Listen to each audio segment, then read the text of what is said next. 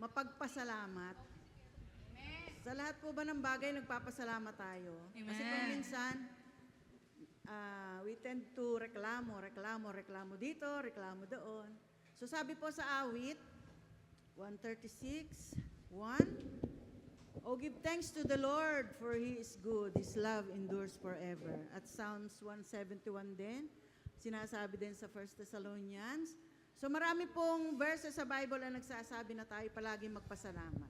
Kaya maging ugali na po natin tayo magpasalamat. Iwasan na po natin tayo magreklamo. Amen? Kasi pag tayo po ay mapagpasalamat, iba po yung aura, iba po yung ating pakiramdam. Lagi po nating ipagpasalamat ang lahat ng bagay dahil ito po ang kalooban ng Panginoon. Amen? So pag tayo po ay reklamador, apektado po yung buhay natin. Lagi tayong nakasimang, simangot, ayan. Pag lagi tayo naka-smile, hindi tayo tatanda. Tingnan ninyo ako. Pangit pa rin.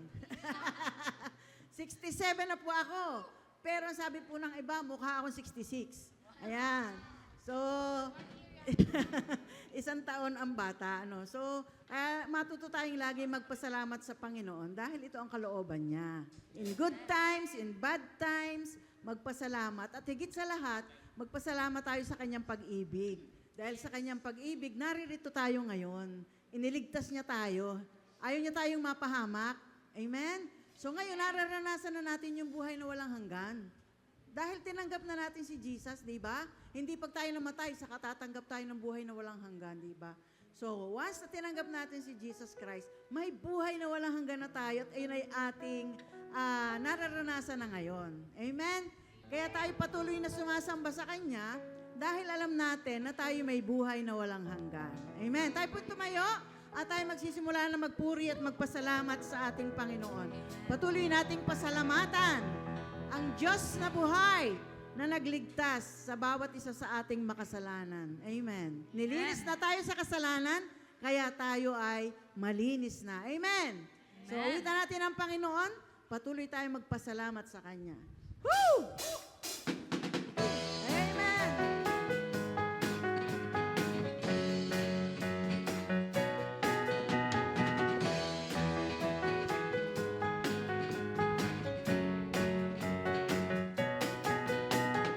Kung aking mamasdan ang kalawakan, hindi ko maunawaan ang iyong dahilan kung bakit ako'y pinili mo tinalagaan. Di ko kayang isipin, hindi ko kayang sukatin ang pag-ibig mo, Jesus, na iyong binigay sa akin. Minsan pa. Kung aking mamasdan ang kalawakan, hindi ko maunawaan ang iyong dahilan kung bakit ako'y pinili mo tinalagaan. Di ko kayang isipin, hindi ko kayang sukatin Ang pag-ibig mo, Jesus. ang pag-ibig mo, Jesus, na iyong binigay sa akin. Magpasalamat tayo sa Panginoon. Salamat, salamat, O Jesus, sa pag-ibig mo.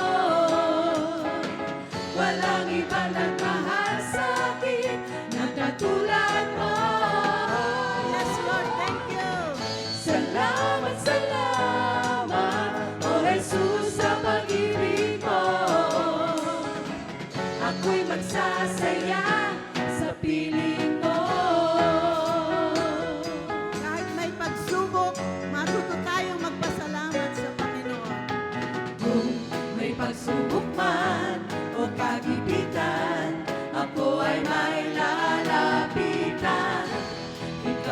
Jesus ang aking sandigan, hindi mo ko pababayaan. Di ko kayang isipin, hindi ko kayang sukatin ang pag-ibig mo, Jesus, na iyong binigay sa akin. Oh, salamat! Salamat, salamat, O Jesus, sa pag-ibig mo. Salamat, Panginoon, sa iyong Walang pagmamahal. ibang nagmahal sa akin ng katulad mo.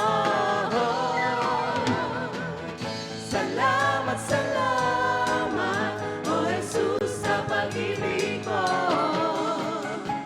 Ako'y magsasaya sa piling mo. Buhay ko na.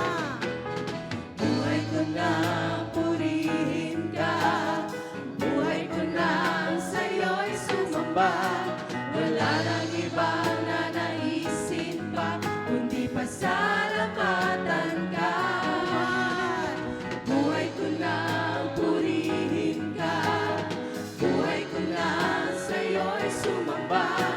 Wala nang ibang nanaisin pa, kundi pasalamatan ka. Buhay ko na purihin ka, buhay ko na sa'yo'y sumamba. Wala nang ibang nanaisin pa, kundi pasalamatan ka. Salamat, Panginoon. Salamat, salamat, O Jesus, sa pag-ibig mo. Walang ibang nagmahal sa akin na katulad mo. Salamat, salamat, O Jesus, sa pag-ibig mo. Ako'y magsasaya sa piling mo. Salamat. Salamat, salamat, O Jesus, sa pag-ibig mo. Walang ibang nagmahal sa akin na katulad mo. Salamat, salamat, O Jesus, sa pag-ibig mo. Ako'y magsasaya sa piling mo. Ako'y magsasaya sa piling mo. Ako'y magsasaya sa piling mo.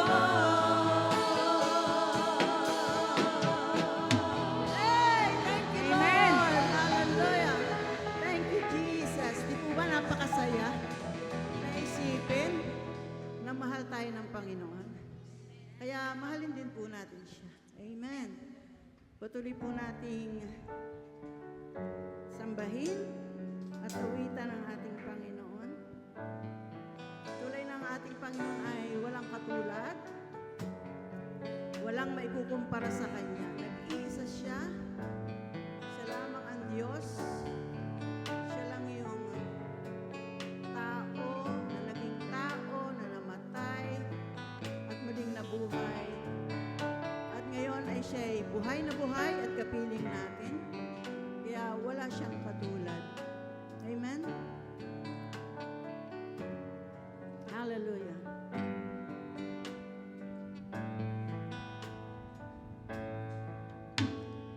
Awitin ko man lahat ng awit sa mundo, di kayang ilarawan ng kadakilaan mo.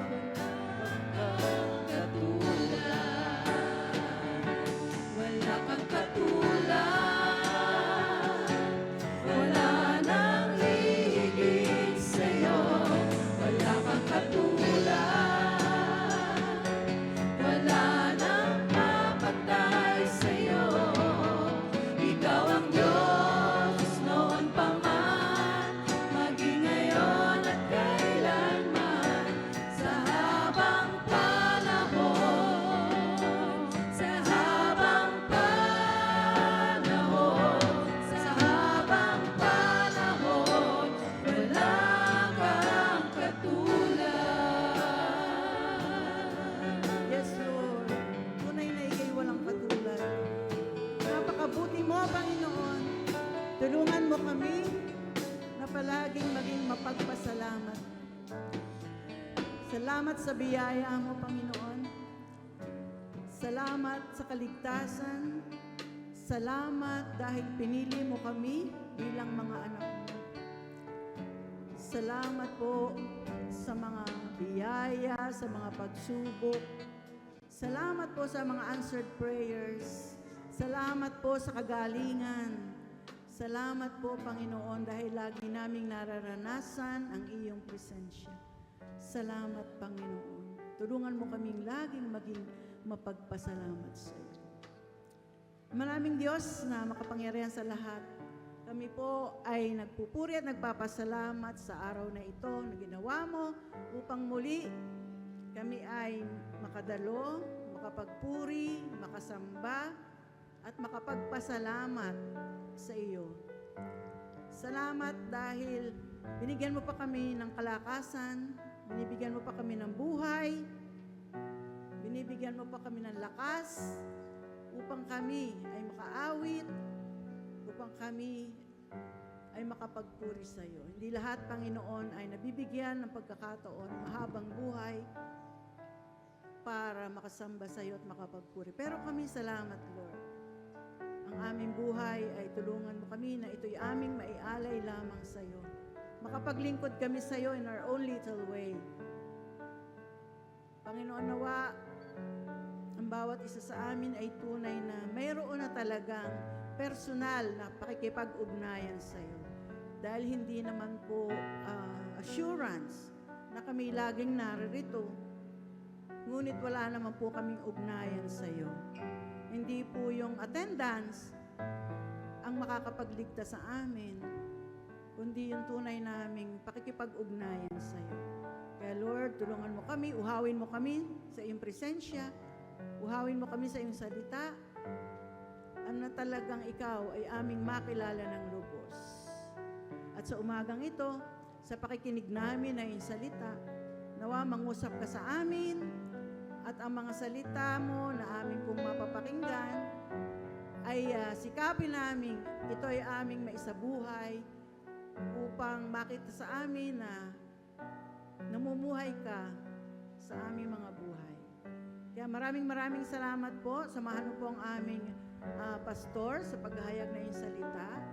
Bigyan mo po siya ng katalinuhan at anointing na nagmumula sa iyo. At kami po, Panginoon, na makikinig, nawa nakahanda po ang aming mga puso sa mga ipapahayag mo sa amin sa umagang ito. Kaya tanggapin mo po, Panginoon, ang lahat ng papuri, pasasalamat at lahat ng kalwalhatian sa pangalan ng aming Panginoong Jesus. Lahat po ay magsabi ng Amen and Amen. Thank you, Lord.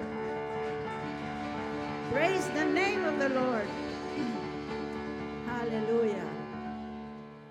So sabay-sabay na po nating basahin ang John 17:9 to 19. I am praying for them. I am not praying for the world, but for those whom you have given me, for they are yours. All mine are yours, and yours are mine, and I am glorified in them. And I am no longer in the world, but they are in the world, and I am coming to you. Holy Father, keep them in your name, which you have given me, that they may be one, even as we are one. While I was with them, I kept them in your name, which you have given me. I have guarded them, and not one of them has been lost except the son of destruction, that the scripture might be fulfilled. But now I am coming to you, and these things I speak in the world, that they may have my joy fulfilled in themselves. I have given them your word, and the world has hated them, because they are not of the world, just as I am not of the world. I do not ask that you take them out of the world, but that you keep them from the evil one. They are not of the world, just as I am not of the world. Sanctify them in the truth, your word is truth. As you sent me into the world, so I have sent them into the world. Last verse. And for their sake I consecrate myself, that they also may be sanctified in truth. Praise the Lord. Purihin ang Panginoon sa pagkabasa ng kanyang banal na salita. Pwede na po tayong maupo sa presensya ng Panginoon at ihanda po natin ang ating mga puso at isipan as we hear the word of God. Thank you, Lord.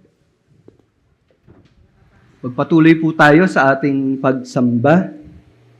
Tayo po ngayon ay nag-aaral sa aklat ng Juan at sa kabanatang 17 ay makikita po natin na dito tinatapos ng ating Panginoon yung kanyang pakikipag-usap sa kanyang mga alagad at sa pagtatapos ng kanilang pagsasama at that time, tinatapos ng Panginoon yung pagkakataon na yon sa pamamagitan ng kanyang pananalangin. So, last week po, pinag-usapan po natin ang panalangin ng Panginoon para sa kanyang sarili. At sa pagkakataon naman po ngayon, ay titignan naman po natin ang panalangin ng ating Panginoong Yesus para sa kanyang mga alagad na kanyang iiwanan. Sa panalangin po ng Panginoon para sa kanyang mga alagad, makikita po natin dito yung una, yung kadahilanan, no, reason for his petition para sa kanyang mga alagad. No? Bakit ba niya ipinanalangin ang mga ito? No? Makikita po natin yan sa buong mga talatang pag-aaralan natin. So sa verses 9 to 10 ay meron pong dalawang kadahilanan na ipinahayag dito. Sa sumunod pong bahagi ay makikita po natin ano ang ipinanalangin niya para sa kanyang mga alagad. Ang mga alagad po ng ating Panginoong Yesus, ito yung iiwan niya, no? Dito sa mundo at sila'y magpapatuloy ng ipinagagawa ng ating Panginoon. At napakaganda ng ginawa ng Panginoon na panalangin para sa kanyang mga alagad. No, makikita natin dito na yung mga kahilingan ng Panginoon, meron itong kadahilanan. No, bakit niya hiniling? At yun po yung makikita natin sa pinakamahabang bahagi ng ating pag-aaralan, no, verses 11 to 19. So sa unang bahagi po ay pag-usapan po natin yung kadahilanan ng panalangin ng Panginoon para dito sa kanyang mga alagad. Sabi pong ganoon sa talatang una, I am praying for them, I am not praying for the world.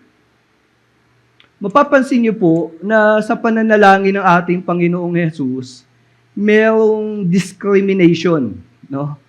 May distinction. Hindi niya pinanalangin yung mga tao sa buong mundo, kundi ang ipinanalangin ng Panginoon ay ang kanyang mga alagad.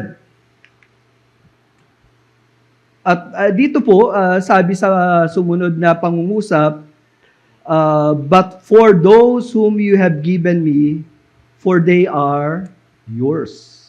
So isang dahilan bakit niya ipinapanalangin ang mga ito, sapagkat ito ay regalo ng Diyos, ng kanyang Ama sa kanya. No? So kung mayroong iniregalo ang Diyos Ama sa Panginoong Yesus, ito yun.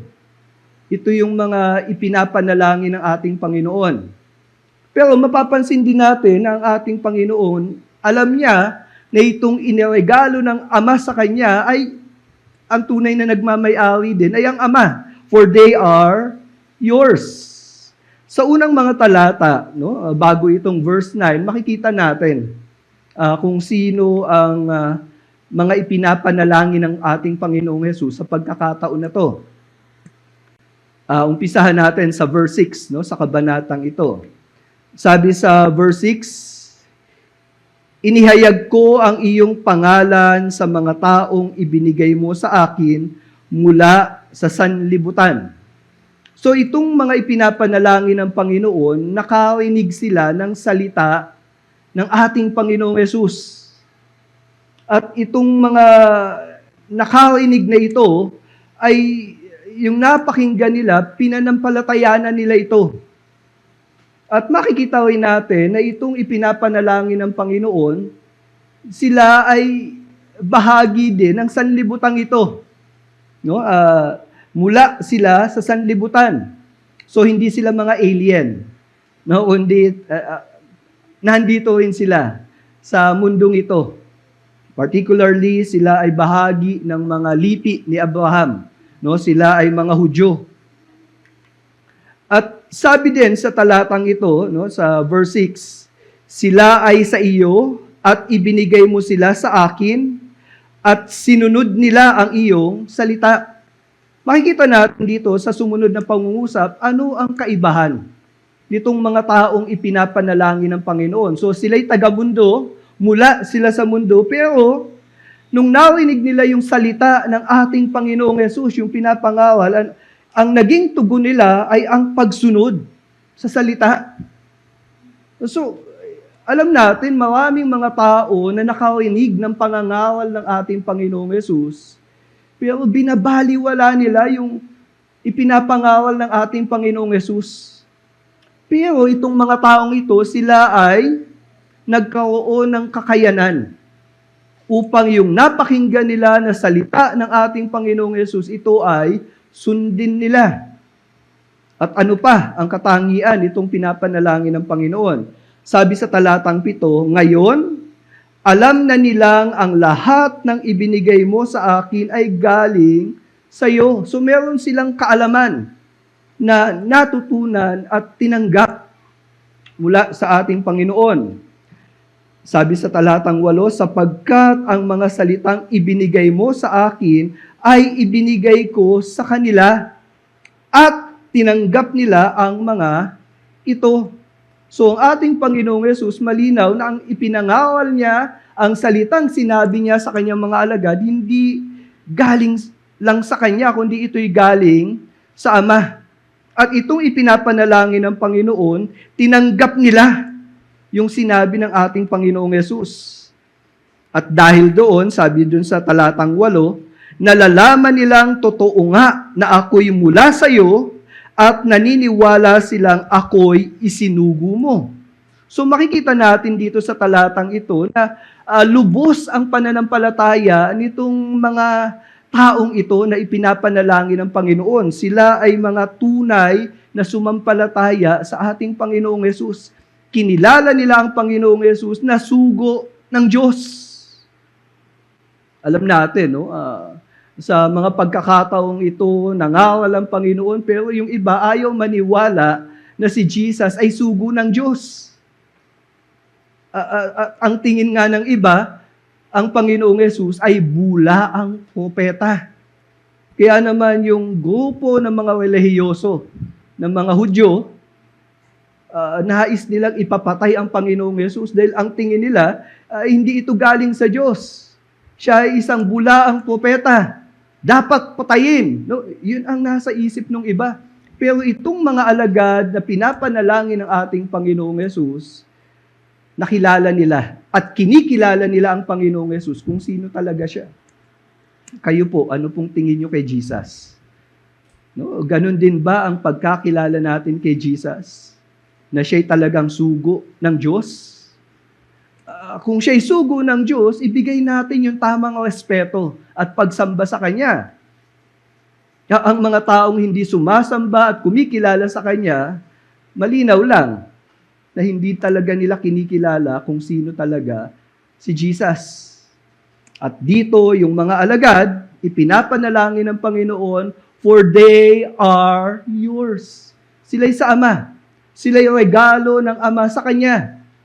Ang pangalawang dahilan, sabi sa verse 10, all mine are yours, and yours are mine. So si Jesus, nung ipinapanalangin niya itong mga alagad, kita natin na ang Panginoong Yesus may pakikipag-isa sa kanyang Ama. No? At yung kalagayan ng kanyang ipinapanalangin, no? Yung pinapanalangin ni Jesus, ganun din ang pakikipagrelasyon ng ating Panginoon sa kanila tungo sa Ama. They are yours, and yours are mine. At sabi pa ng Panginoon, and I am glorified in them. So ang pangalawang dahilan, bakit ipapanalangin ng Panginoong Yesus itong mga taong ito? Sapagkat yung kaluwalhatian ng ating Panginoong Yesus ay mahayag sa pamamagitan nila. Sa aklat ng pahayag, no, Book of Revelation, chapter 5, 11 to 12. No, isa ito sa nakita ni Apostol Juan na nagaganap sa kalangitan. Sabi pong ganun sa talatang 11, narinig ko ang tinig ng maraming mga anghel at ng mga buhay na nilalang at ng mga matatanda. So lahat ng nandun sa kalangitan. Sabi pa ni Apostle John, no, nagsulat itong book ng pahayag, milyon-milyon at libo-libo ang bilang nila na malakas na umaawit. Pansin nyo, yung iba ang tingin sa mga mananampalataya, konti lang. No? Pero dito makikita natin na ang sumampalataya sa Panginoon, ang mga iniligtas ng Panginoon, hindi mo mabilang. At dito sa kalangitan, sila ay umaawit sa Panginoon. Kaya nga po mga kapatid, yung bahagi ng panambahan natin na pag-awit, isang paraan po yan na kinalulugdan ng ating Diyos. At yan pong pag-awit na yan, gagawin din yan pagdating natin sa panahon na kasama na natin ang Panginoon. Umaawit. Kaya kung hindi ka sanay umawit dito, nandito pa lang sa lupa, hindi ka na makakanta. Paano ka pa pupunta sa langit? Doon sa langit, bahagi ng panambahan yung umaawit ka sa Panginoon. Sino po ba dito yung gustong-gustong kumanta sa Panginoon? No, awitan siya. No, alam niyo po, nung panahon ng mga nakatatanda sa atin, isang paraan ng pagpapahayag ng pagmamahal ay ang pag-awit. No, mayroong tinatawag na hawana. Di ba? Actually, yung mga awit ngayon, no, karaniwan po sila kapahayagan ng pagmamahal sa kanilang iniiog.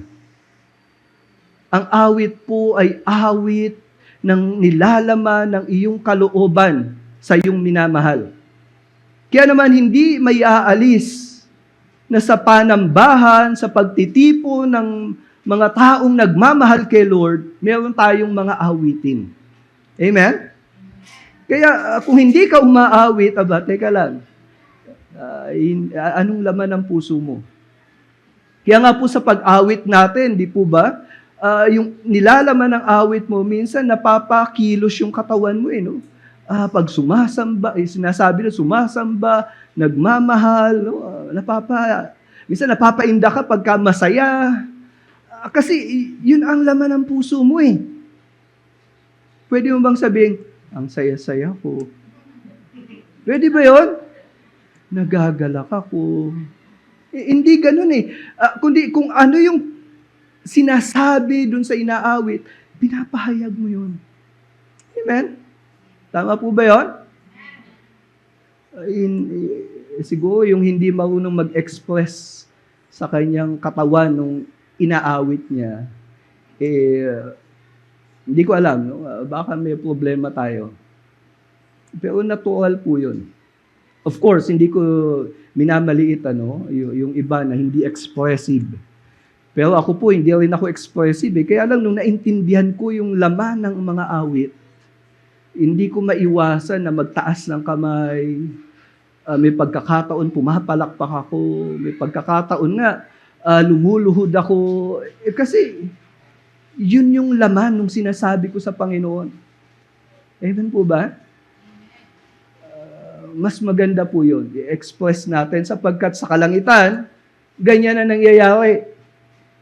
Milyon-milyon, libo-libo sila, malakas. Take note malakas. Sabihin nyo nga po, malakas. Malakas. Wala akong malakas na ikaw lang nakakarinig.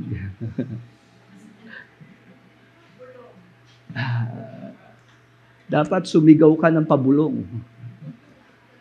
Teka, may pa tayo.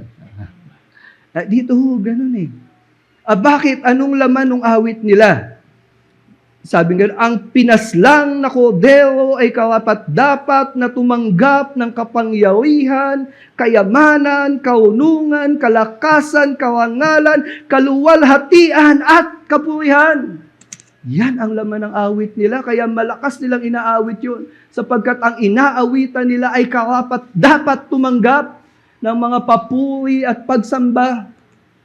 At mapapansin natin dito na ipinahayag nila yung karapatan ng sinasamba nila na tumanggap ng mga bagay na to sapagkat yung inaawitan nila, ito ang tumubos sa kanila mula sa kasalanan. Ito ang nagbayad sa kasalanan nila sa Diyos. Ang kordero na nag-alis ng kanilang kasalanan. Siya'y pinaslang. Kaya naman, hindi may aalis ang malakas na pag-awit nila. Kaya nga po, tayo kung naniniwala ka na you do not deserve na mamatay si Jesus para tubusin ang kasalanan mo. Ngunit ginawa niya yon, sumamba ka sa Kanya. Awitan mo siya. Amen. Papunta tayong impyerno, pero napigilan yon. Galit ang Diyos sa atin, pero napawi ang galit. Bakit? May namatay sa krus. May tumubos sa kasalanan natin. At dito po, ipinapahayag nila na itong inaawitan nila ay karapat-dapat na tumanggap ng kaluwalhatian. Kaya sila pinapanalangin ng Panginoon. Sa pamamagitan ng mga taong ito na sumasamba sa Panginoon, maluluwalhati ang ating Panginoong Hesus. Sa aklat ng 2 Tesalonica 1:11-12, makikita po natin dito, bilang mga mananampalataya na nabubuhay pa sa mundong ito, patuloy pa rin na magbibigay tayo ng kaluwalhatian sa Kanya. At dito kaya ipinapanalangin ng ating Panginoong Hesus itong mga alagad dahil yung kaluwalhatian ng Panginoon, ipapahayag nila sa paanong paraan. Dito sa talatang ito, sabing ganon, dalangin namin, si Apostol Pablo ay nananalangin para sa iglesia ng Thessalonica. Dalangin namin na tulungan sana kayo ng Diyos na mamuhay ng karapat-dapat bilang mga tinawag niya. At dalangin din namin na sa tulong ng kapangyarihan niya, magawa niyo ang lahat ng mabubuting bagay na gusto ninyong gawin dahil sa inyong pananampalataya. Sa ganitong paraan, mapaparangalan niyo ang ating Panginoong Hesus. Paano nila mapaparangalan ang ating Panginoong Hesus? Ito yung pinapanalangin ni Apostol Pablo sa kanila. Paano? Kapag nagawa nila. No, dito makikita natin, ang tunay na pananampalataya may ebidensya ng paggawa para sa Panginoon. Hindi mo pwedeng sabihin na ikaw ay mananampalataya at walang pagbabago sa buhay mo. Yung sistema ng pagiging makasalanan, hindi mo iniiwan. Hanggang ngayon, mahilig ka pa rin sa mga kalayawan ng mundong ito. Mahilig ka pa rin sa tsismisan. Mahilig ka pa rin manira ng kapwa mo. Hanggang ngayon, mahilig ka pa rin sa mga gawain ng pornografiya, gawain ng panlalamang sa kapwa, gawain ng kalayawan sa mundong ito at wala kang panahon sa Panginoon. Pagka nanatili tayo sa ganyang gawain at sinasabi mong ikaw ay nananampalataya sa Panginoon, teka lang, totoo ba yung faith mo? Dito si Apostle Paul, nalalaman niya na ang kanyang itong mga mananampalataya sa Thessalonica, nalalaman niya na sila ay dapat gumawa at makita na sila'y gumagawa para sa Panginoon na bunga ng pananampalataya. Tingnan niyo po dito, sa tulong ng kapangyarihan niya. Kaninong kapangyarihan? para makagawa itong tunay na mananampalataya? Anong kapangyarihan ang dumadaloy? Hindi na po yung kapangyarihan ng pagkaalipin sa kasalanan, kundi yung kapangyarihan ng Diyos. Dumadaloy sa kanila upang sila ay makagawa ayon sa kanilang pananampalataya. Meron po ditong kakayanan, enablement, para sumunod sa kalooban ng Diyos. At sa ganitong paraan, nabibigyan ng kaluwalhatian ang Panginoong Jesus. Amen? Tayo po, ba tayo gumagawa ng mabuti? Hindi para maligtas. Tama po? Sapagkat kung ligtas ka na, makakagawa ka ng mabuti. Hindi dahil magaling ka, kundi dahil sa kaligtasan na tinamo mo sa Panginoon o tinamasa natin sa Panginoon, kasama doon ang kapangyarihan upang sumunod sa Diyos. Amen? Kaya nga, huwag nating ilagay sa isip natin na hindi ko kayang magbago. Ganito na talaga ako. Hindi totoo yun. Sapagkat kung totoo ang pananampalataya mo, yes, tinanggap ka ni Lord kung sino ka, pero babaguhin ka niya. Para yung ugali mo, ugaling panlangit. Amen? Paano ka isasama ni Lord sa kaharian niya kung yung ugali mo para sa mundo na to? Nasabihin ni Lord, diyan ka na lang sa mundo, di na kita sasama. Kasi yung ugali mo naman, hinahanap-hanap mo pa yung gusto mo pang tumaya sa loto palagi. Walang loto dito sa langit. Gusto mo manood ng telenovela, gusto mo mag-ML. Teka lang, mga addiction yan na naglalayo. Wala nun sa langit. Kaya dapat, kung totoo yung pananampalataya natin, magsanay na tayo sa buhay panlangit. Amen. Sabihin nyo nga sa katabi nyo, sanay ka na ba? Na makasama si Lord? Baka ngayon, wala ka pang time manalangin, wala kang time magbasa ng salita niya, wala kang time sumamba, wala kang time magpadisipulo, marami ka pang inuunang ibang bagay. Teka lang. Kung totoong sumampalataya ka sa Panginoon, yung kapangyarihan niya kikilo sa iyo upang baguhin ka. Ba't ka babaguhin? Ba't tayo babaguhin? Para mabigyan siya ng kaluwalhatian. At ito ang panalangin ng Panginoon.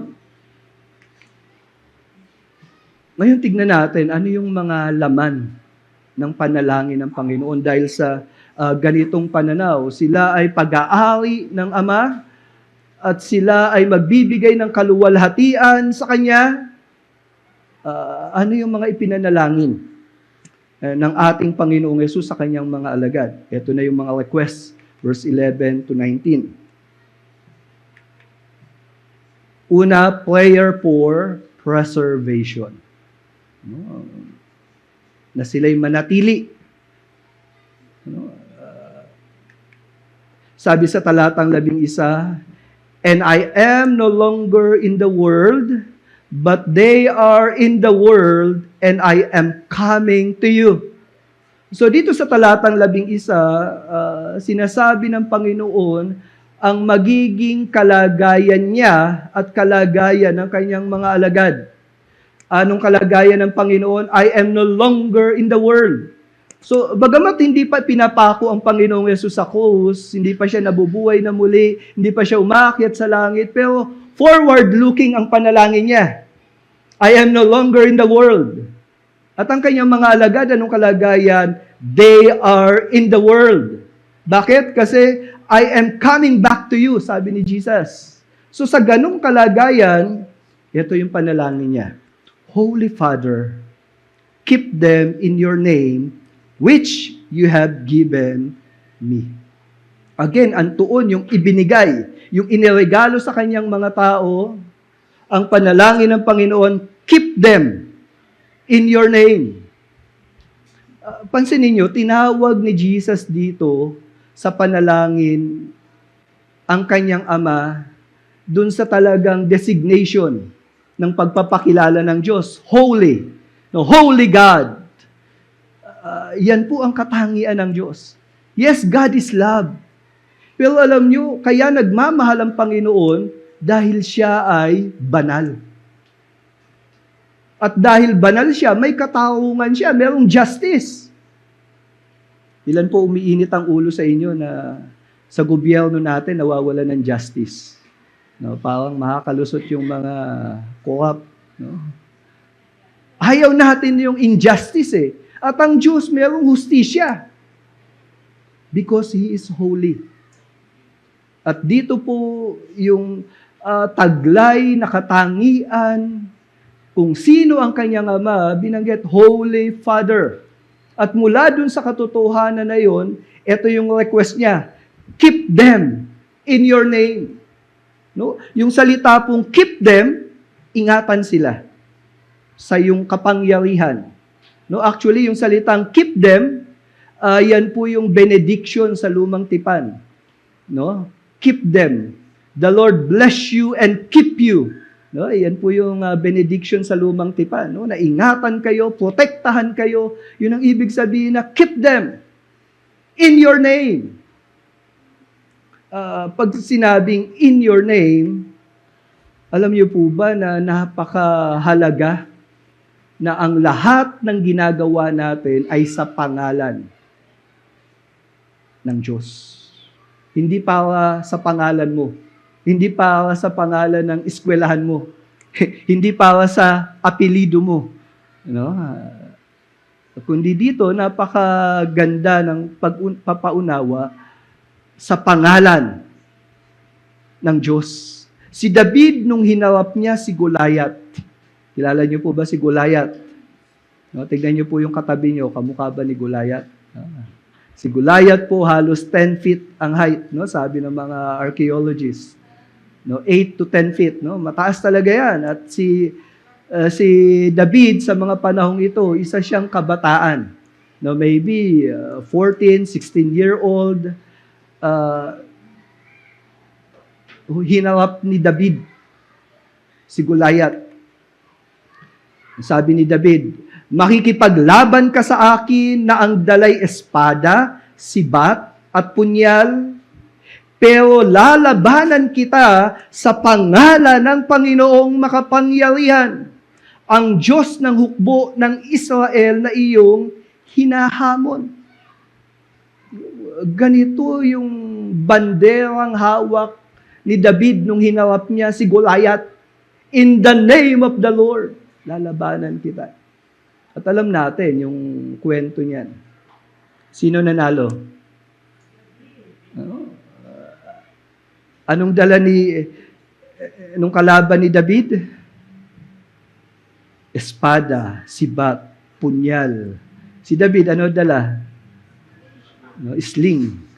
Teodoro. At kumuha siya ng bato.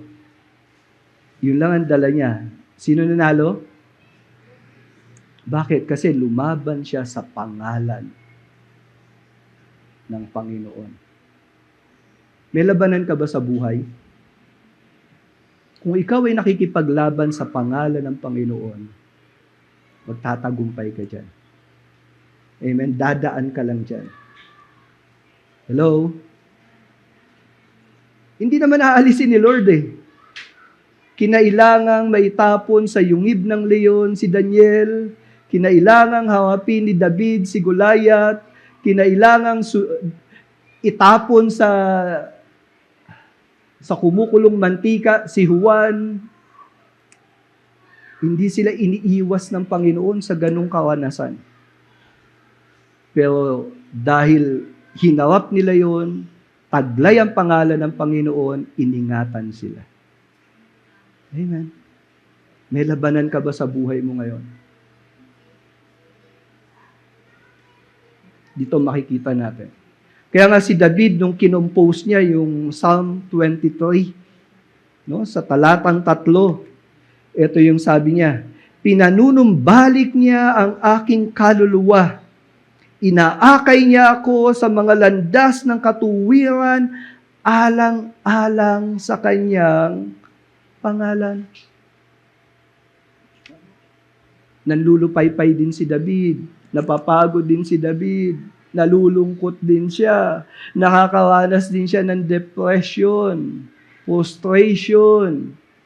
Pero nasabi ni David, pinanunumbalik niya ang aking kaluluwa. At hindi lang siya ibinalik, hindi lang pinalakas ang kanyang kaluluwa, kundi inakay niya ako sa landas ng katuwiran.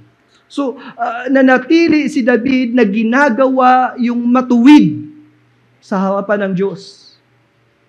Bakit siya nagkaroon ng ganong kakayanan? Dahil iningatan siya ng Panginoon. Ba't siya iniingatan ng Panginoon? Dahil si David, taglay niya ang pangalan ni Yahweh. Hello? Tandaan niyo po, bilang mananampalataya, hindi tayo ang pumili sa Panginoon. Pinili ka niya. At tandaan niyo po yung illustration ko, yung ampon, no? Yung mayabang na ampon. Sabi niya doon sa mga tunay na anak, at least ako, pinili. No? Kaya ako naging anak. Alam niyo po, kung pinili ka ng Panginoon, kasama doon, nabibigyan kanya ng kakayanan na manatili sa kanya. Hello? For the sake of the name of the Lord, iingatan niya tayo. Kasi ang Panginoong Yesus sa pagkakataong ito yung panalangin niya. That they may be one even as we are one. So dito makikita natin na yung panalangin niya, yung panalangin ng Panginoong Yesus dahil taglay nila yung pangalan ni Yahweh, ito rin ang daan upang lahat ng mga hinirang ay manatili sa kalagayan na nagkakaisa. Pansinin niyo, sa aklat ng Epeso, 4:3-7, sikapin ninyong mapanatili ang pagkakaisa mula sa Espiritu sa pamamagitan ng kapayapaang nagbubuklod sa inyo. Dito mapapansin natin na ang mga mananampalataya, anong utos? Sikaping panatilihin ang pagkakaisa. Hindi na sinabing sikapin yung magkaisa. Hindi ganun eh. Kundi panatilihin. Ibig sabihin, may pagkakaisa na sila.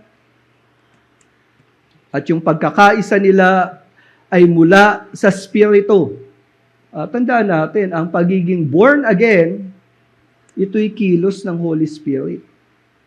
Tayo ay na-born again, ang tawag doon, born in the Spirit. So, mula sa kalagayan ng pagiging makasalanan na malayo sa Diyos, nasa ilalim ng puot ng Diyos, tayo ay inilipat sa kalagayan ng pagiging malapit sa Diyos. At ito'y kilos ng Holy Spirit. At dahil doon, ang sabi, sila ay mayroong kapayapaan. So taglay na nila yung peace. At dito, yung peace na tinutukoy, hindi peace of mind. No? Bagamat epekto yon. This is peace with God. Kasi tandaan nyo, bilang makasalanan, nasa ilalim tayo ng puot ng Diyos. Ganun ang kalagayan natin. Galit ang Diyos. Ngunit nung tayo sumampalataya sa Panginoong Yesus, napawi yung galit ng Diyos. No? Dahil sa ginawa ng Panginoong Yesus na pagtubos, lahat ng mananampalataya, meron tayong peace with God. Hindi ka nakaaway ng Diyos ngayon. Amen? At ganyan po. Yan po ang nagbubuklod sa atin. Kaya nga ito, inilarawan yung pagkakaisa. Sabi sa talatang 4, may iisang katawan, may iisang Espiritu, may iisang Panginoon, iisang Diyos at Ama, nating lahat. Siya ay higit sa lahat, kumikilos sa lahat, at nananatili sa lahat. Minsan po may mga nagsasabi, sa pananampalataya natin bilang evangelical Christian. Sabi nila, bakit watak-watak kayo? Bakit iba-iba yung pangalan nyo? Hindi katulad namin, no? Meron kaming pagkakaisa. No? Kasi sila po nagkakaisa, ang opisina nila yung Vatican. No? So may pagkakaisa daw sila kasi may opisina sila sa Vatican. Nandun yung pinakapunong pari nila. Ganun din ang grupo ng Islam. No, punta ka sa Mecca, nagtitipon-tipon. So sabi nila, may pagkakaisa kami. Kayo, bakit hiwa-hiwalay kayo? Kanya-kanya kayo. Mga kapatid, tandaan po natin, ang dahilan ng pagkakaisa natin, hindi dahil sa organisasyong pisikal, kundi ang pagkakaisa natin ay dahil may pagkilos ang Diyos. Nararanasan natin yung kilos ng Diyos sa buhay natin. Yung Espiritu na nag-born again sa atin, ang Panginoon na tumubos sa kasalanan natin, si Jesus, at ang Diyos na tinatawag nating Ama. Kumikilos siya sa lahat, nananatili sa lahat. Ibig sabihin, sa mga pagtitipon natin, iba-iba man ang pangalan ng mga evangelical churches, pare-parehas tayo, nararanasan natin ang kilos ng Diyos. Amen. Nagbabago yung buhay natin. Nagiging ugaling makalangit tayo. Yung wangis ng Panginoong Yesus nauhubog sa atin. At pare-parehas tayo na patungo sa ganung kalagayan. Yes, iba-iba yung pangalan natin, pero meron tayong iisang Diyos. Iisang Espiritu, iisang Panginoon. Amen. Yun ang nag-unite sa atin. At hindi lang yan. Sabi sa talatang 7, ang bawat isa sa atin nakatanggap ng tanging kaloob ayon sa sukat na ibinigay ni Kristo. So may kanya-kanya tayong kakayanan. So dito makikita natin unity in diversity. At bakit may ganoon? Sapagkat taglay natin ang isang pangalan. At yun ang panalangin ni Jesus. Keep them in your name. Kaya nga po ito, maging maingat naman tayo. Hindi po kinagtitipon-tipon na nagtuturo tungkol sa Diyos, sa Diyos na. No, tingnan natin, may kilos ba yung Holy Spirit? Nawanasan ba natin yung pagtubos ni Jesus sa krus mula sa kasalanan? Nakikita ba natin na sinasamba ang tunay na Diyos? Na meron tayong relasyon sa Kanya bilang Ama? Kasi tandaan nyo, may mga nagtipon lang, pero hindi nila nararanasan yung pagbabago na nililikha ng banal na Espiritu. Dahil sa natapos na gawain ng Panginoong Hesus sa krus, alipin pa rin sila ng kasalanan. Yung pamumuhay nila sa kasalanan, nagpapatuloy pa rin. Takot sila. Hindi nila alam kung ano yung sinasabi ng Panginoon mula sa Kanyang salita. Delikado po yun. Sapagkat kung tayo ay kabilang dun sa pangalan ng ating Panginoon, makikita po natin ang kaibahan natin. Sabi sa verse 12, while I was with them, I kept them in your name, which you have given me. So talagang iningatan pinotektahan ang lahat ng sa Panginoon. Sabi pa, I have guarded them and not one of them has been lost. So sa lahat ng tunay na sumampalataya sa Panginoong Yesus, iingatan sila ng Panginoon. At dito, sabi ng Panginoon, iningatan ko sila. Walang napahamak sa kanila. Pero mapapansin natin, sabi ng Panginoon, except the son of destruction. Sa hanay ng mga disipulo ng ating Panginoong Yesus, may isa. At tinawag dito, he is the son of destruction. Anong ibig sabihin yan? Ganito po ang kalagayan ni Judas. Sa aklat ng Juan 6:70, sabing gano'n ng Panginoon, hindi ba't Ako ang humirang sa inyong 12 at ang isa sa inyo ay dyablo. Ano ibig sabihin ng isa sa inyo ay dyablo? Nung minsan nangangawal ang Panginoon dito sa aklat ng Juan 8, 43 at 44, ano ba ang larawan ng anak ng dyablo? Ni Judas, particularly. Sabi ni Jesus dito, bakit di ninyo maunawaan? Ayaw ninyong tanggapin ang itinuturo ko. Kita niyo yung tugon nila sa teaching ni Jesus. Hindi nila maunawaan, ayaw nilang tanggapin. Sabi ni Jesus, ang dyablo ang inyong ama. At ang gusto ninyong gawin ay kung ano ang gusto niya. Hello? Payag ka ba? Sabihan ka, anakan ni Satanas. Alam niyo po, ang Panginoon mismo ang bumanggit nito. Kaya dito, malinaw, hindi lahat anak ng Diyos. Si Satanas may mga anak din. At itong mga anak niya, ang gustong gawin, yung gusto niya. Ano ba ginawa ni Satanas? Mamamatay tao siya. Hindi siya pumapanig sa katotohanan kailanman. Di ba si Judas, isa sa naging daan upang ikapahamak ng ating Panginoong Yesus. Sa Juan 15:1-2, nung itinuo ng Panginoon ang kalagayan ng kanyang iglesia, no? Yung mga kasama niya, sabi ni Jesus, ako ang tunay na puno ng ubas at ang aking ama ang tagapag-alaga nito. So, yung puno ng ubas, may nag-aalaga. Parang sinasabi, yung church, may nag-aalaga. At yun ang ama. Tingnan nyo, anong ginagawa nitong tagapangalaga? Sabi sa verse 2, tinatanggal niya sa akin ang bawat sangang hindi namumunga. Bawat sangang namumunga ay nililinis. Kita nyo, mayroong pagpili at mayroong magkaibang kalagayan napapahamak.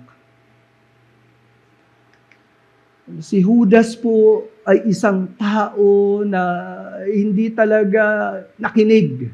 Ayaw niyang tanggapin kung sino talaga ang Panginoong Yesus.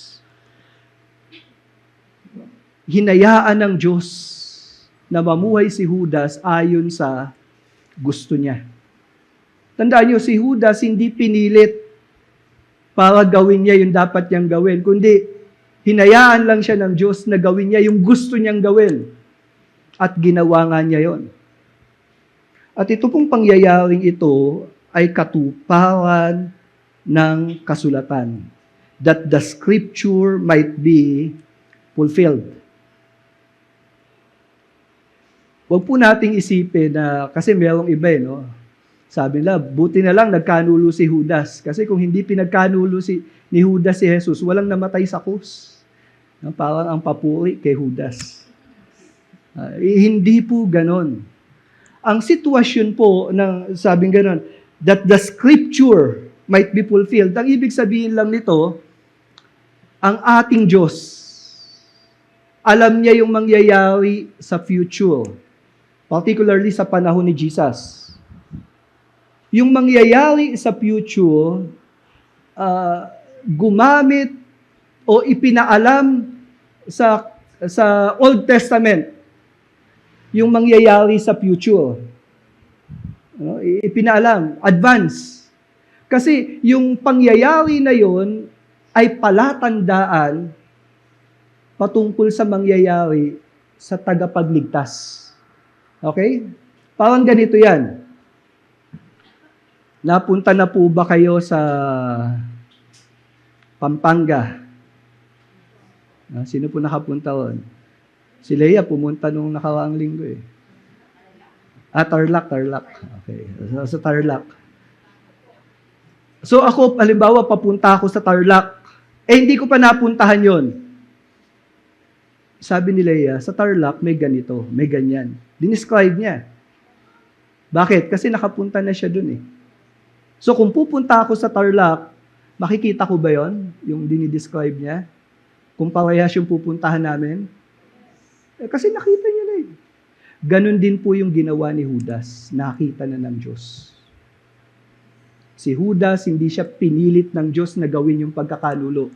Kundi si Judas po, hinayaan ng Diyos na gawin niya yung gusto niya. At anong pinili ni Judas na gawin? Hindi sumampalataya sa Panginoon. Hindi makinig sa Panginoon. Ipagkanulo ang Panginoon. Nakita na to.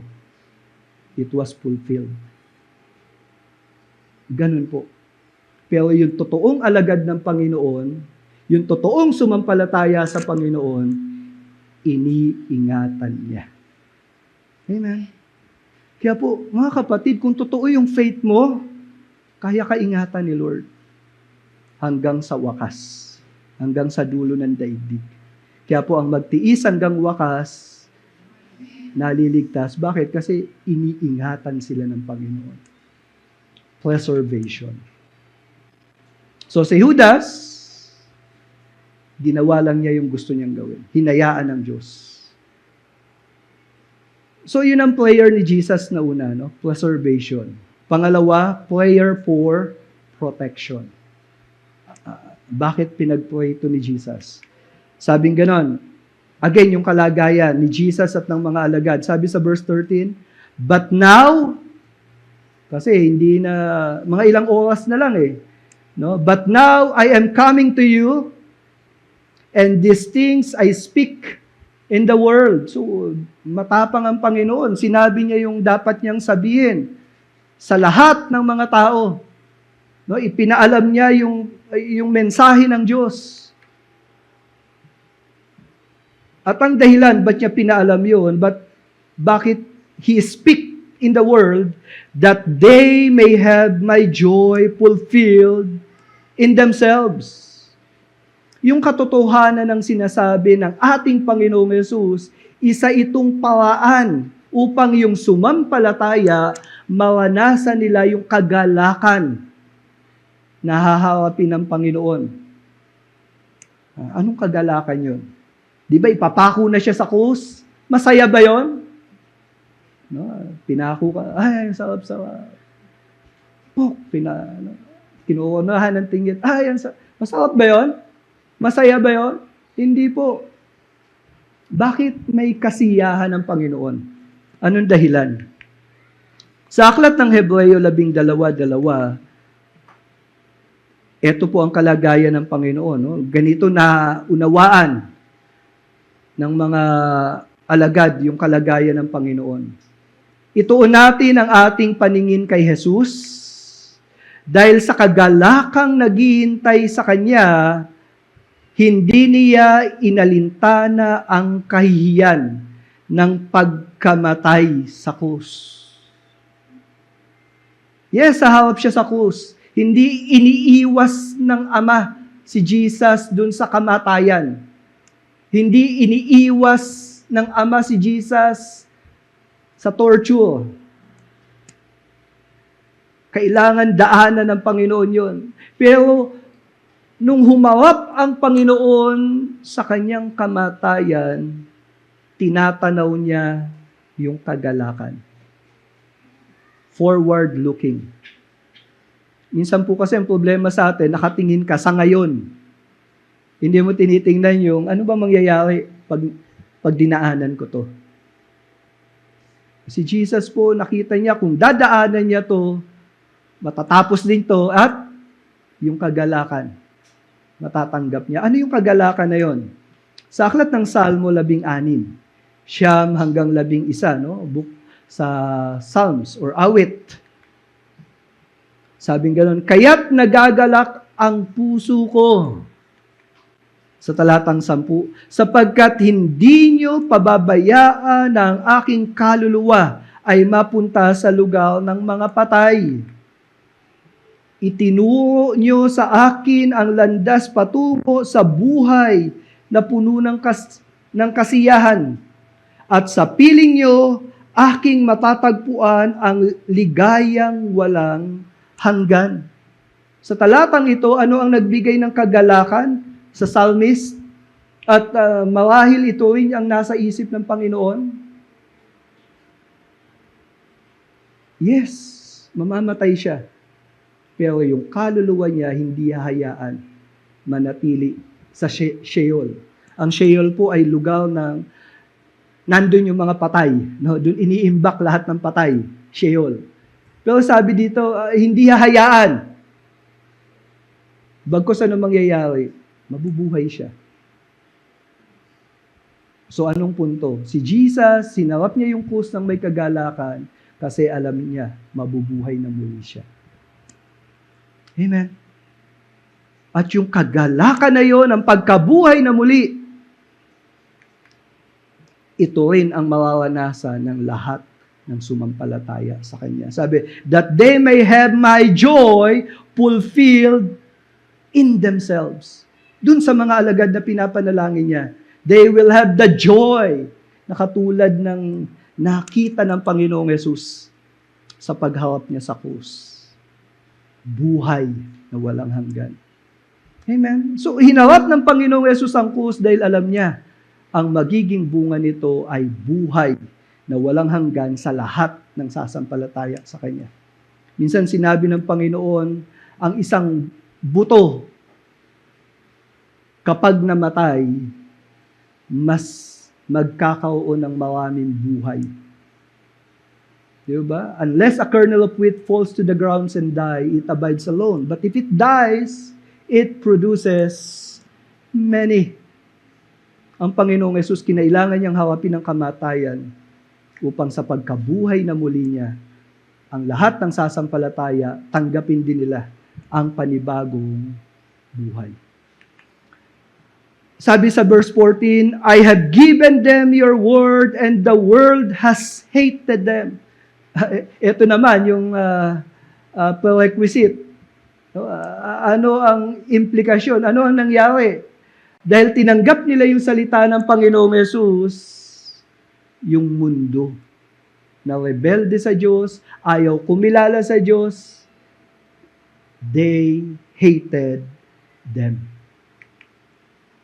Bakit? Because they are not of the world, just as I am not of the world. Dito ipinapaalam ng ating Panginoong Yesus yung kalagayan ng lahat ng mananampalataya. Hindi ka na taga-mundong ito. Pilipos 3:20 hanggang 21. Tignan niyo yung katotohanan na to. Tayo ay mga mamamayan ng langit. Mula rooy hinihintay nating may pananabik ang Panginoong Jesucristo ang ating tagapagligtas. Our citizenship is in heaven. Sino dito yung gusto maging American citizen? O Iranian citizen? Nag-aaway po yun. Pero alam niyo po, once we got born again, we became citizen of heaven. Bakit? Sabi sa verse 21, ang ating katawang may kahinaan ay babaguhin niya upang maging katulad ng kanyang katawang maluwalhati. Si Jesus, di po ba namatay? Inilibing? Ano ang sumunod? Nabuhay na muli. Taglay niya yung bagong katawan. Di po ba? Yung bagong katawan na natanggap ng Panginoong Yesus, yun din yung katawang ipapalit sa atin na sumampalataya. Hindi may iwasan, mamamatay din tayo. Hello? Pero pag namatay tayo, bubuhayin din ulit. At pag nabuhay tayo, isang bagong katawan. Kung ano yung katawan ni Jesus nung siya'y muling binuhay, ito yung sinasabi, because you are a citizen of heaven, bibigyan ka rin ng bagong katawan, katulad nung kay Jesus. Hindi na mabubulok, hindi na papangit. Hindi na babaho. Hindi na mamamatay. Wow. Amen. Efeso 2:11-20. Kayo'y kabilang sa sambayanan ng mga banal at ng mga kaanib sa sambahayan ng Diyos. Tulad sa gusali, kayo'y itinayo na ang saligan ay ang mga apostol at ang mga propeta. At ang batong panulukan ay mismong si Kristo Jesus. Dito po sa talatang ito, yung templo na ginagamit na kung saan doon pumupunta yung presensya ng Diyos sa lumang tipan, dito sinasabi yung church, ito na yung templo ng Diyos. Yung Espiritu ng Diyos dito na nananahan. Kaya lang, anong katangian ng Kristo? Anong katangian ng templo? Ito ay itinayo sa saligan ng mga apostol at mga propeta.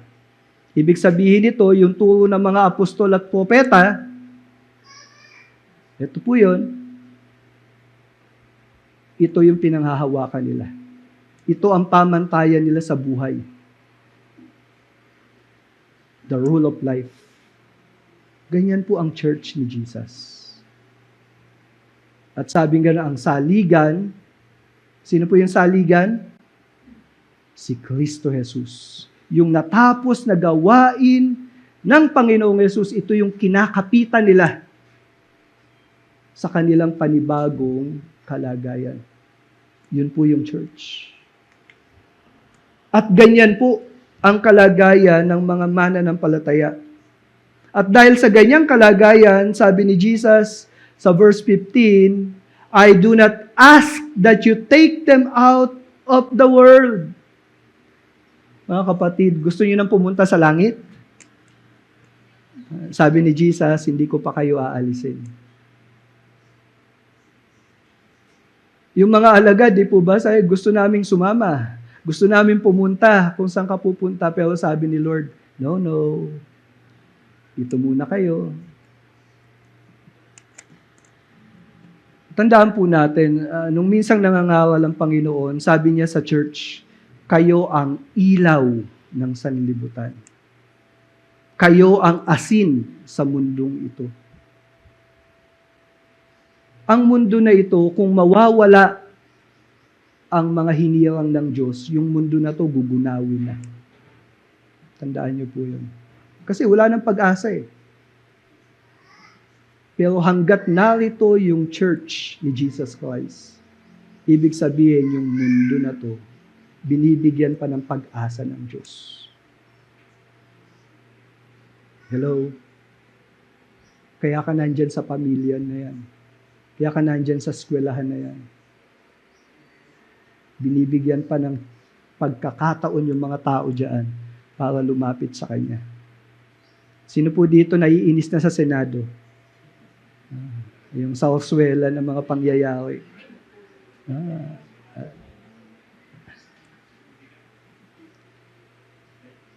Kaya po ang church nananatili dito sa mundo.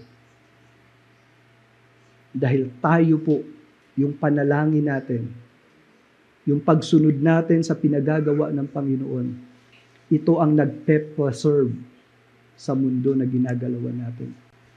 We are the salt. At kung aalisin tayo, saan sila kukuha ng liwanag? Kaya sabi ni Lord, you are the light. Kaya nga mga kapatid, mamuhay ka na ayon sa pagkatawag ng Panginoon. Kung sinasabi mong nasa liwanag ka, magpakaliwanag ka na. Huwag mo na gayahin yung gawa ng kadiliman. Ikaw ang asin. Saan ginagamit yung asin? Diba? Yung isda, nung wala pang refrigerator, diba? Asin ang ginagamit para hindi bumilis ang pagkasira. Di ba? Pag walang asin, di ba? Ang bilis bumahoy. Kung ayaw nyo, suka. Yung kanin namin, nilalagyan namin ng suka eh. So, hindi pa inaalis ang mga mananampalataya. Bakit? Kasi may gagawin pa tayo. Sabihin nyo nga po sa katabi nyo, may gagawin ka pa. Ako po kaya ko sinisikap na maituro ng malinaw itong mga pinag-aaralan natin. Ang panalangin ko po, yung natutunan nyo, ibahagi nyo sa iba. Kasi kailangan nila to.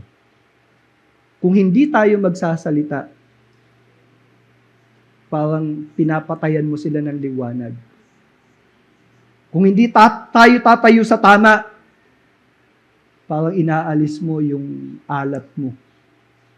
No, kung mawawala yung alat ng asin, saan mo lalagay? Kaya po, tumayo tayo sa tama.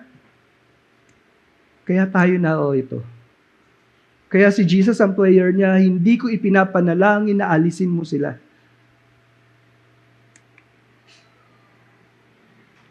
But that you keep them from the evil one.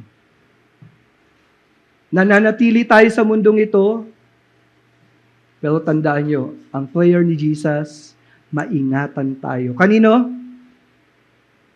The evil one, si Satan. Nung nagturo ang Panginoon ng panalangin, paano mananalangin ang mga alagad sa kanyang kaharian, Mateo 6:13, ito yung isa sa laman, at huwag mo kaming pabayaan sa panahon ng pagsubok, sa halip ay iligtas mo po kami mula sa masama. Sa unang Juan 5:18. Yes, iingatan tayo ng Panginoon. Pero tingnan nyo, sabi dito, alam nating ang mga anak ng Diyos ay hindi nagpapatuloy sa pagkakasala, sapagkat iniingatan sila ng anak ng Diyos at hindi sila maaaring galawin ng dyablo. Wow, untouchable kay Satan. Pero ano sabi? Dahil iniingatan ka ng Panginoon, hindi ka magpapatuloy sa kasalanan. Hello? Itigil mo na yan kung alam mong kasalanan. Dahil yung pag-iingat ni Lord, kasama yun. Tutulungan ka niya na i-preserve yung katawan mo. Huwag ka na uminom ng alak, huwag ka na manigarilyo. Ipe-preserve ng Lord yung isipan mo, kaya hindi mo na kailangang manira ng kapwa mo para maging mabango yung pangalan mo. Hindi mo kailangang mang-away para maprotektahan yung sarili mo. Hindi mo kailangan takutin yung iba. Iingatan ka ng Lord. Bakit? Kasi dala mo yung pangalan niya eh. Sa Santiago 4:7. Ito pa po yung paalala. Kaya pasakop kayo sa Diyos, labanan ninyo ang dyablo, at siya ay tatakbo palayo sa inyo. Hello? Ay, andyan na si Satanas. Ano gusto mo? Hindi naman kita kaya eh. Sige na, gagawin ko na. Total, andyan ka eh. Hindi, kaya mo siyang palayuin. Paano gagawin? Pasakop ka kay Lord. Panghawakan mo yung mga pangako niya, lakawan mo yung salita niya, panindigan mo yung mga katotohanan na alam mong pinagagawa ng Panginoon. Labanan mo ang dyablo. Pasakop ka sa Panginoon. Lord, may sakit ako ngayon. Dahil ako'y pag-aari mo, Lord, bahala ka na. Gawin mo yung kaya mong gawin at yung hindi mo kayang gawin, gagawin ng Panginoon yan sa'yo. Hello? Do your best and God will do the rest. Lumaban ka, hindi yung bumibigay ka agad. Kasi yun yung prayer ni Jesus eh. Ingatan tayo eh. That you keep them from the evil one. So, prayer for protection. And then, ang pangatlong prayer. Prayer for purity. Sabing ganon, they are not of the world just as I am not of the world. So, ito na yung malinaw na kalagayan eh. Yung mga alagad, hindi na sila kabilang sa mundo na ang iniisip, yung mundo lang na to. No? Hindi na sila kabilang sa mga nagre-rebelde sa Diyos.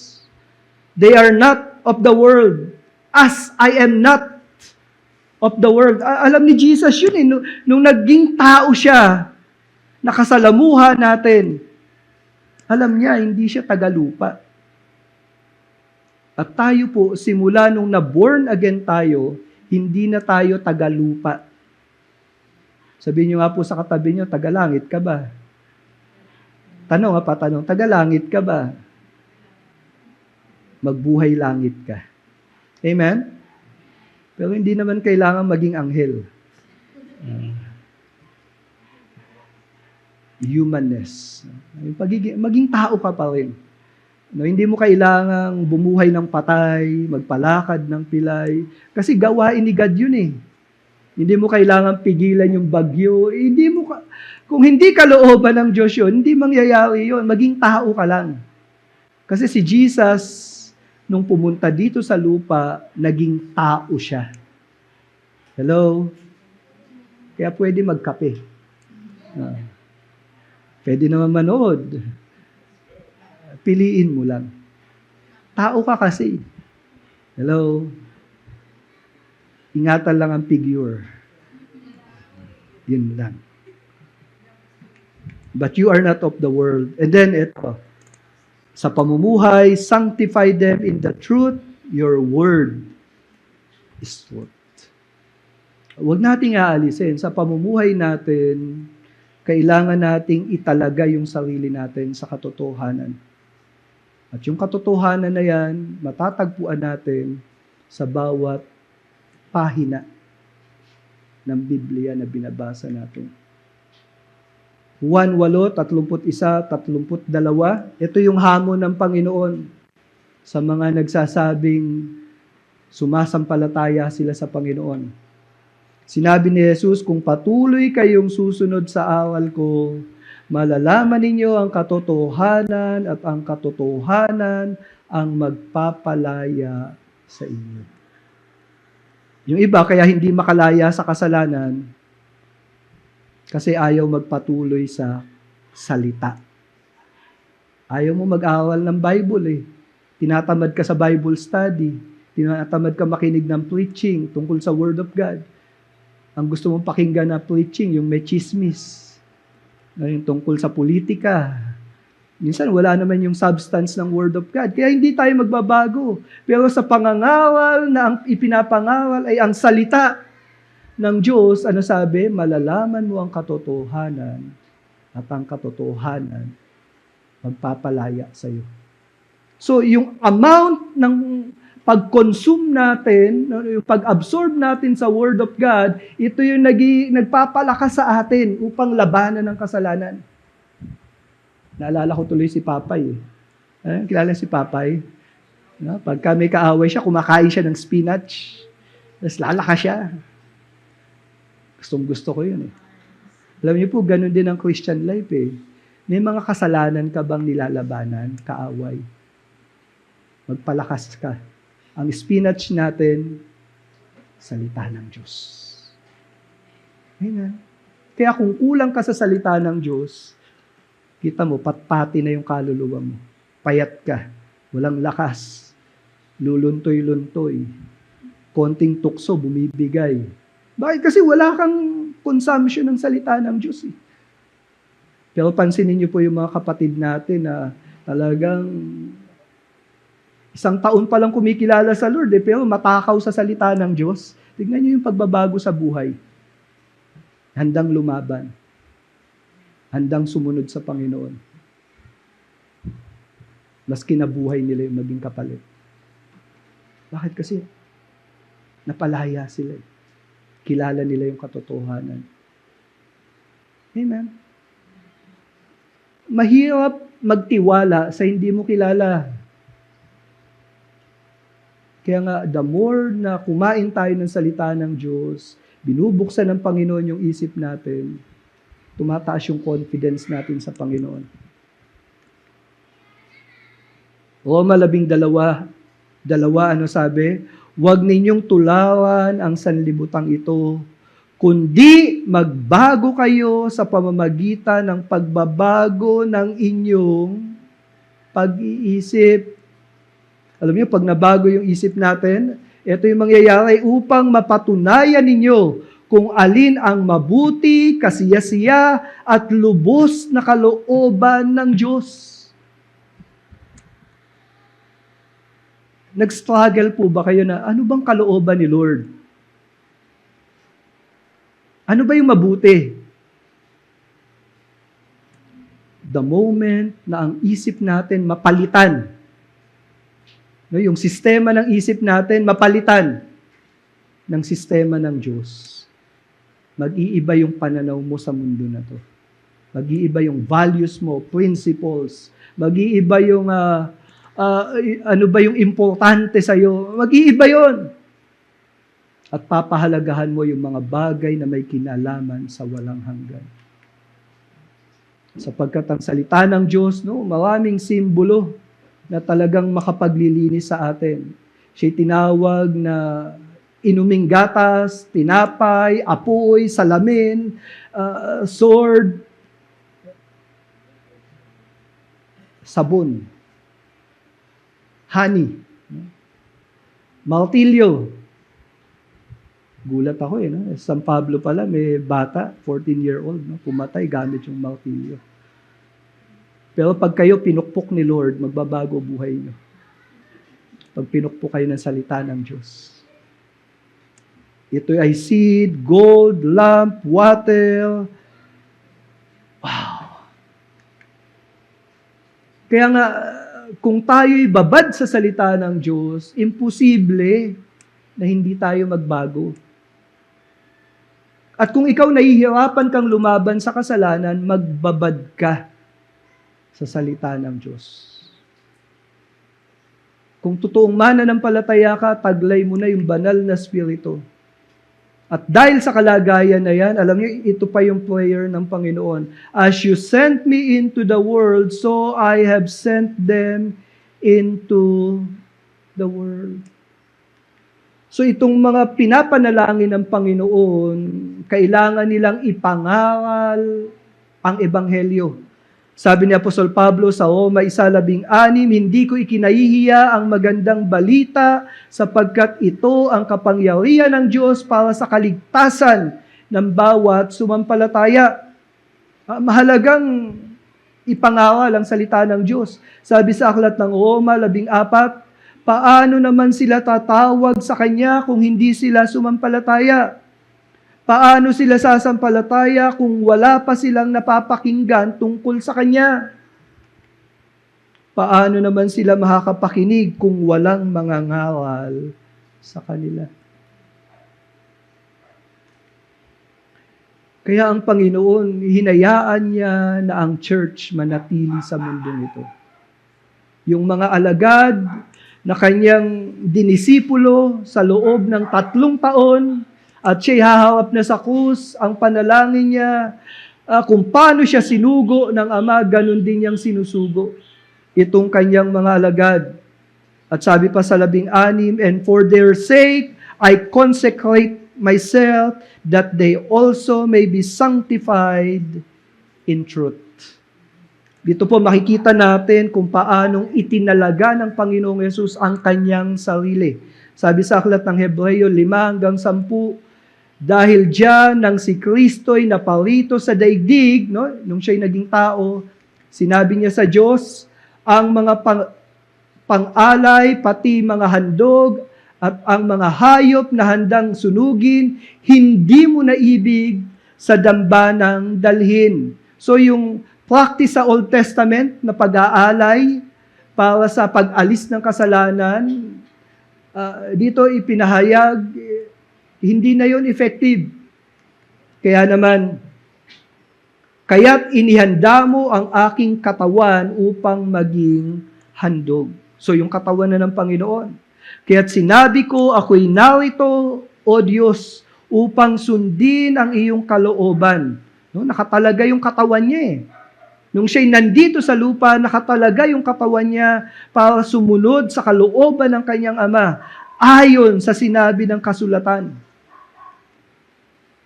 At dahil sinunod niya ang kalooban ng Diyos, tayo ay ginawang banal ni Jesucristo sa pamamagitan ng minsang paghahandog ng kanyang sarili at iyon ay sapat na. Pansinin niyo po yung salitang ginawang banal. Saint. May isang malaking relihiyon po, no? Ginagawa nilang santo yung mga nangamatay na batay sa mga ginawa nila. Pero alam niyo sa Bible kung sino yung saint? Yung mga mananampalataya. Tingnan niyo po yung katabi niyo. Ilagay niyo yung title na saint. Saint?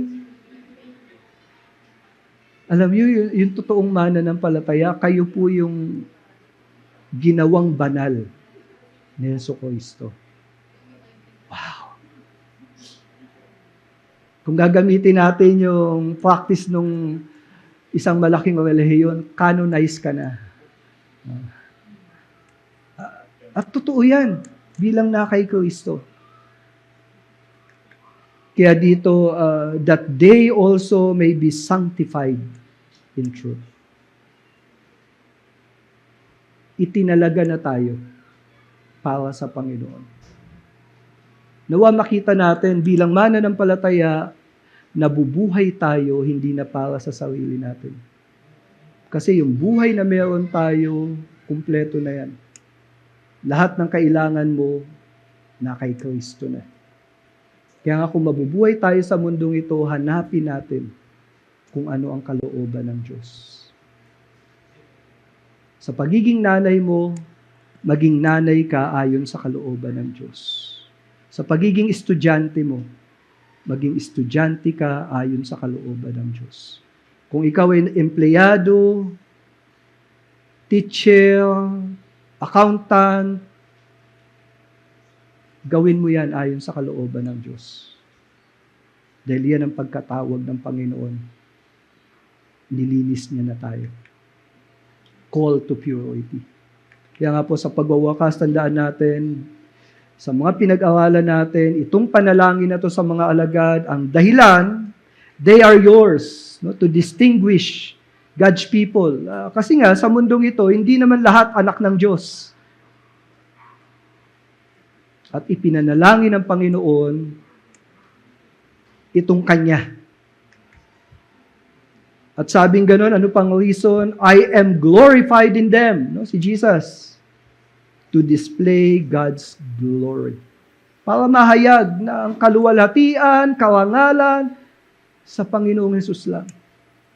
Tandaan natin, pag naparangalan ng anak, napaparangalan din ang ama. At alam natin, andun din ang banal na spirito. Karangalan ng Diyos ang nakataya. Kaya iingatan niya tayo. Puprotektahan niya tayo. Kaya nga po sa request na to, mayroong preservation. Anong intention? For unity in God's name. Mayroong protection. Bakit? Kasi may kaaway tayo sa mundo na to. Pero may protection na tayo. Purity for continuity of gospel proclamation. Nilinis tayo ng Panginoon kasi gagamitin niya tayo. Kaya nga, sa application, let us pray for unity of God's people to display God's glory in the world. Pinapanalangin niyo po ba na magkaisa tayo sa pangalan ng Panginoon? Pag-pray po natin. Kasi may mga churches ngayon, may pagkakataon, hindi na Biblia yung pinapangawal eh. Kwento-kwento na lang eh. Hindi ini-expound yung salita ng Diyos. Mag-ingat po tayo sa ganon. Nagkukwento tungkol sa Diyos pero hindi salita ng Diyos ang pinapangawal. Let us be united in the name of our Lord. Yung iba po, itinataas na yung politician. Kaya minsan nag-aaway-away yung mga churches eh kasi kampi sa politikong ganito yung isa sa politikong ganito. Hindi po natin dadalhin yung pangalan ng kung sino man tao. Dala natin yung pangalan ng Panginoon. Yun ang nag-unite sa atin. Kaya nga po sa request na to, let us be united with God's people in promoting God's kingdom values, principles, and lifestyle. Let us pray for protection of God's people and take part in gospel proclamation. Pag-pray pa rin po natin na ingatan tayo ng Panginoon. Marami na po tayong kapatid sa pananampalataya na sa lugar nila, pinapatay sila. Yung simbahan nila sinusunog. Minsan po habang nagse-service sila, binabaril yung pastor. May mga ganun pong lugar ngayon. Let us pray for them. Tayo, maluwag tayo, nagagawa natin ang maraming bagay ng pagsamba sa Panginoon. May kalayaan tayong gawin ang mga bagay na to, samantalahin po natin yan. But let us pray for protection. And let us have an assurance of victory as disciples of Christ in view of the Lord's Prayer. Ang Kristiyanong pananampalataya, hindi po tayo talunan. Mapagtagumpay tayo. Amen? Ang mundong ito, lilipas, kukupas, mawawala. Pero yung nasa Panginoon, mananatili. Heaven and earth will pass away, pero yung salita ng Panginoon, mananatili po yan. Kaya panghawakan po natin. Kaya nga sa challenge, share how do you intend to pray for the unity of God's people to display God's glory in the world, and then share how do you intend to promote God's kingdom values, principles, lifestyle in the world. Share how do you intend to pray for protection of God's people and take part in gospel proclamation, and share your confidence in the victory as disciples of Christ in view of the Lord's Prayer. Mga kapatid, yung buhay ng iglesia, ipinanalangin na ng Panginoon. Specifically, sa mga susunod na talata, yung church ang ipapanalangin. Ngunit sa pasimula ng iglesia ng Panginoon, itong mga alagad, ipinanalangin ng Panginoon Yesus. At tayo po ngayon, yung ginawa ng mga unang alagad ng Panginoon, ipinagpapatuloy natin. Itong mga unang alagad, they are the apostles. At tayo po ay kabilang sa apostolic church na tinatawag. Pwede po bang tumayo tayong lahat? Hayaan po natin na maging panalangin ang awit na to. Tulad ng yung pong clay sa kamay ng Panginoon. Nawa maging ganun yung buhay natin. Yes, hindi mo kaya magbago. Hindi natin kaya magbago. Hindi natin kayang sumunod kay Lord. Habang inaawit natin to, gawin natin tong prayer. Come on, let us just pray this song.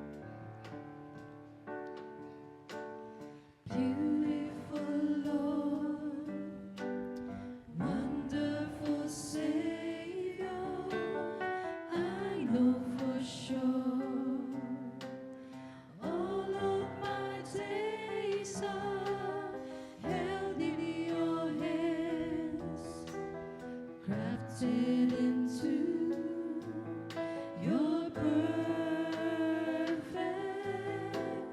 plan. Kausapin natin ang Panginoon gamit ang awit. You gently call me into your presence, guiding me by your Holy Spirit. Teach me, dear Lord, to live all of my life through your eyes. I'm captured by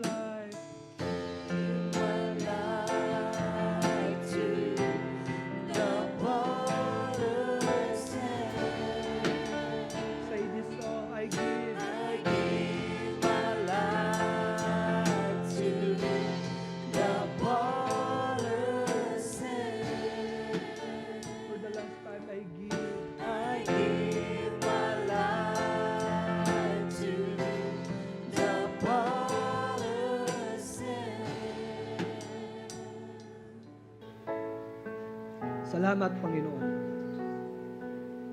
Salamat. Sa bawat isa na naging bahagi ng panambahang ito, nawa sa paglabas natin sa lugar na ito, taglayin niyo ang biyaya at pagpapala ng Panginoon. Taglay natin ang lubos at isang tiyak na kaligtasan. Sa paglabas niyo po sa lugar na to, may the Lord bless you and keep you. And may the face of the Lord shine upon you. And this is in the name of the Father, of the Son, and of the Holy Spirit. All who agree says, Amen. Magandang umaga po sa bawat isa. Bakit po nag-e-exist ang Gospel Coalition Church? Ano pong mission natin? Our mission is to glorify God by proclaiming the gospel hanggang kailan? until we all attain the The whole measure of the fullness of Christ. And tandaan po natin, no, sa madaling salita, kaya tayo nandito sa mundong ito, hindi pa tayo kinukuha ni Lord. Ang gagawin natin, sharing Christ, Changing lives. again, a round of applause sa Panginoon. Amen.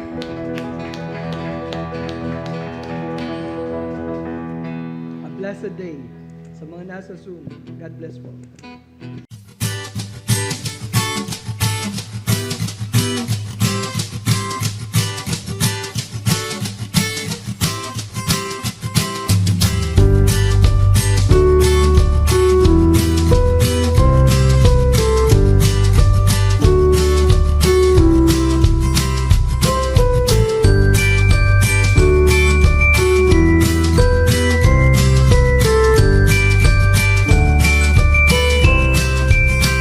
GCC, Gospel Coalition Church.